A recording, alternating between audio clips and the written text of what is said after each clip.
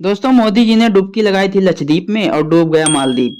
दोस्तों, दरअसल बात यह है कि मालदीव के 3 छपरी नेता अपने पीएम के बारे में उल्टा सीधा बोलकर निकल तो गए, मगर उसके बाद मालदीव में ऐसा रायता फैला कि उसे समेटने में मालदीव के हाथ पांव सूज गए। दोस्तों, मालदीव की कुल टोटल पॉपुलेशन 5 लाख है और 10 lakh Indian hashtag boycott Maldives trend करवा चुके हैं। लेकिन अभी के टाइम पर 800 इंडियन अपनी होटल बुकिंग कैंसिल करवा चुके हैं और 2500 फ्लाइट टिकट भी कैंसिल हो चुकी हैं। मिलाकर क्रिकेटर और बॉलीवुड की तमाम बड़ी हस्तियों ने खुलकर लक्षद्वीप का सपोर्ट किया है। लेकिन सवाल यह है कि मालदीव और इंडिया के बीच शीत युद्ध शुरू ही क्यों हुआ?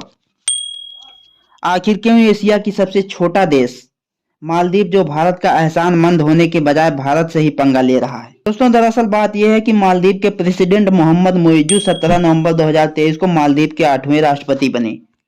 मोइज्जू की पूरी पार्टी ने अपना पूरा इलेक्शन भारत विरोध सेंटीमेंट पर लड़ा था। मालदीव और भारत के रिश्ते हमेशा से ही बड़े अच्छे रहे हैं।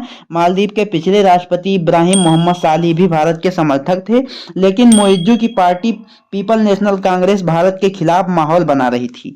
उन्होंने अपने इलेक्शन कैंपेन तक में ये बोला था कि अगर ये प्रेसिडेंट बने तो मालदीव में मौजूद भारतीय सैनिकों को देश से बाहर निकाल देंगे। दोस्तों, 17 नवंबर 2023 से पहले के सभी राष्ट्रपति इलेक्शन जीतने के बाद अब पहला दौरा भारत का ही करते थे, लेकिन मोइज्जू पहले टर्की गए, फिर चीन के दौरे पर गए। दोस्तों, गुप्तचरों का कहना है कि मोइज्जू के इस रवैये के पीछे चाइना का हाथ है। दरअसल पिछले कई सालों में चाइना ने मालदीव को सैकड़ों करोड़ का कर्जा दिया है। चाइना ने लगभग 20 करोड़ लगा के मालदीव की राजधानी माले से मालदीव के दूसरे आइलैंड होले माले तक 2 किलोमीटर लंबा एक पुल भी बनाया है। दोस्तों, कि जैसा कि आप सब जानते हैं कि चाइना की विदेश नीति ने ये भी है कि पहले छोटे छोटे देशों को कर्जा देकर उन्हें अपनी जाल में फंसाओ, और जब उस देश को लगे कि वो कर्जा नहीं चुका सकता तो फिर अपनी मर्जी से उस देश का फॉरेन पॉलिसी चेंज करवा दो। दोस्तों, पिछले कई सालों से चीन हिंद महासागर के कई एरिया में दखल अंदाजी कर रहा है। चीन की साजिश है कि श्रीलंका और मालदीव में अपने संबंधों का फायदा उठाकर यहां से भारत का दबदबा कम किया जाए।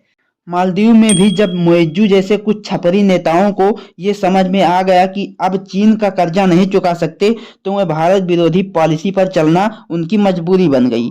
मोइज्जू और उन्हीं की पार्टी के नेता अब्दुल्ला यामीन को भ्रष्टाचार के मामले में दोषी पाए जाने पर 11 साल की सजा मिली थी, वह भी भारत के खिलाफ बोलते रहे हैं।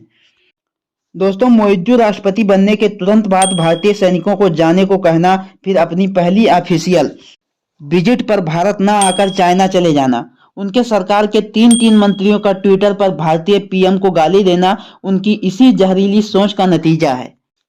दरअसल इन 3 मंत्रियों ने भारत के खिलाफ बोल तो दिया, लेकिन 10 मिनट में मालदीव और वहां के लोगों को समझ में आ गया कि ये तो हमने उड़ता तीर ले लिया। अरे भैया, कर्जा तो भले ही चाइना से लिया है, लेकिन मालदीव का टूरिज्म चल तो भारतीयों से ही रहा है ना। 2023 में अकेले भारत से लगभग 2.5 लाख टूरिज्म मालदीव गए। हर साल मालदीव आने वाले टूरिस्टों में सबसे ज्यादा टूरिस्ट भारतीय ही होते हैं। यहाँ तक मालदीव देश खुद भारत से गए डॉक्टर और टीचर से चल रहा है। वहां पर भारत की मदद से करोड़ों डॉलर्स की योजनाएं चल रही हैं। भारत सरकार मालदीव के 61 द्वीपों के लिए फिटनेस इक्विपमेंट भी दी है। कोविड के टाइम पर जब टूरिज्म बंद हो गया तो मालदीव के बुरे हालात थे, तब भारत ने 25 करोड़ डॉलर्स की उनकी मदद भी की थी। और तो और अभी 5 जनवरी को वहां के प्लांट्स में आग लग जाने से पीने का पानी का संकट पैदा हो गया था, और अगले ही दिन भारत सरकार ने वहां पानी पहुंचाया।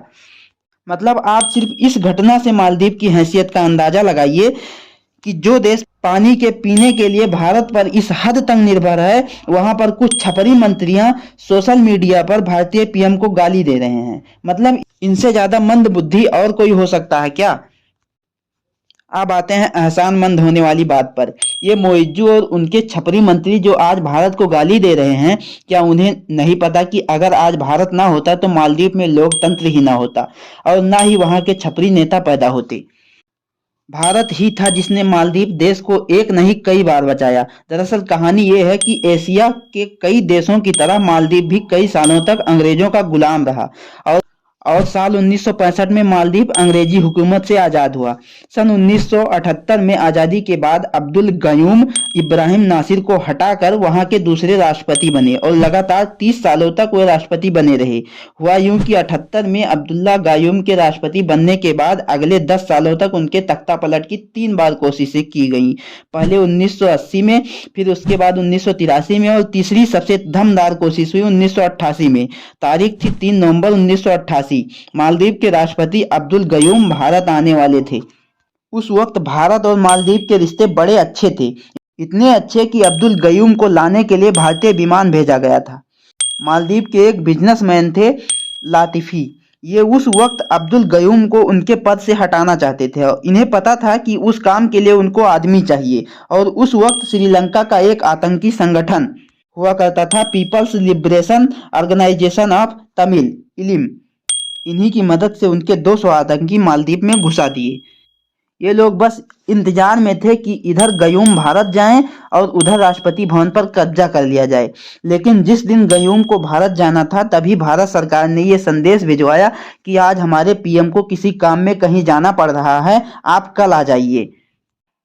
दोस्तों, इसके बाद गयूम वापस राष्ट्रपति भवन आ गए, मगर इधर अब्दुल्ला लतीफी के आतंकियों की कब्जा करने का अपना प्लान नहीं बदला और मालदीव के टीवी स्टेशन, रेडियो स्टेशन, वहां की सरकारी बिल्डिंगों और एयरपोर्ट पर कब्जा कर लिया गया।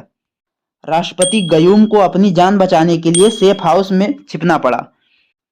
ये वो वक्त था जब मालदीव की सरकार ने श्रीलंका, पाकिस्तान और सिंगापुर से मदद मांगी, मगर सबने अपने हाथ खड़े कर लिए। दोस्तों, अमेरिका मदद कर सकता था, मगर इसके समुद्री जहाज मालदीव से बहुत दूर थे। उस वक्त मालदीव ने जब ब्रिटेन से मदद मांगी तो ब्रिटेन ने कहा, आप भारत से मदद क्यों नहीं मांगते। मतलब उस वक्त मालदीव की मदद करने से जब पूरी दुनिया ने हाथ खड़े कर लिए, तब मालदीव की सरकार ने भारत से मदद मांगी।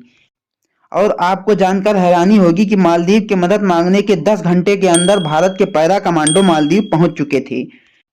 भारतीय फोर्स ने पता लगाया कि मालदीव के एक आइलैंड पर अभी कोई नहीं है। फिर वहां पर भारतीय फौज ने अपने पैरा कमांडो को वहां पर लैंड करवाया। उसके बाद इन लोगों ने उन पर धावा बोल दिया। भारतीय कमांडो के पहुंचते ही सारे आतंकी पतली गली से सरकने लगे। कईयों को पकड़ा गया, कुछ ने सरेंडर कर दिया और कुछ को मारना पड़ा। इसके बाद अब्दुल गयूम को सेफ हाउस से बाहर निकाला गया और भारत सरकार ने मालदीव को विद्रोहियों के कब्जे में जाने से बचा लिया। भारतीय सेना के उस ऑपरेशन को ऑपरेशन कैक्टस के नाम से जाना जाता है। आप लोग इंटरनेट पर पढ़ सकते हैं। गयूम और उनके बाद के हर राष्ट्रपति ने अपने ऊपर भारत का एहसान मानते रहे हैं और आज भी मालदीव का बुद्धिजीवी वर्ग और मीडिया और कुछ सांसद इस बात को मानते हैं। Has always been the first responders for whenever we are in need. We've been dependent on India for economic relations, social relations, health, education, trade, tourism, etc., etc. And the Maldivian people are very grateful for this and very aware.